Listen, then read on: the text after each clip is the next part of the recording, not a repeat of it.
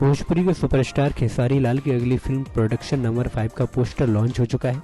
इस मौके पर भोजपुरी के तमाम दिग्गज कलाकार वहां मौजूद थे। प्रियंका पंडित ने न्यू ईयर से लेकर अभी तक किसी भी फिल्म की शूटिंग नहीं की है।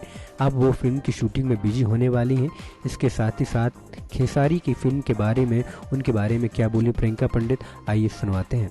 पहले तो मेरे सभी भोजपुरी दर्शकों को प्रियंका पंडित का नमस्कार।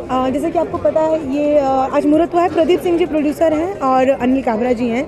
ई-कॉमर्स की फिल्म है और ये इन्हीं की फिल्म हमने इंडिया वर्सेस पाकिस्तान दिसंबर में शूट किया और ये लोग ने आज ये फिल्म का मुहूर्त किया है।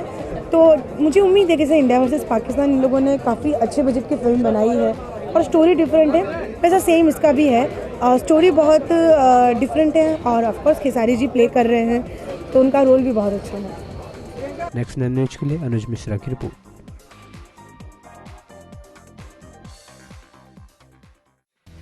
Subscribe now to receive new updates, reviews and news.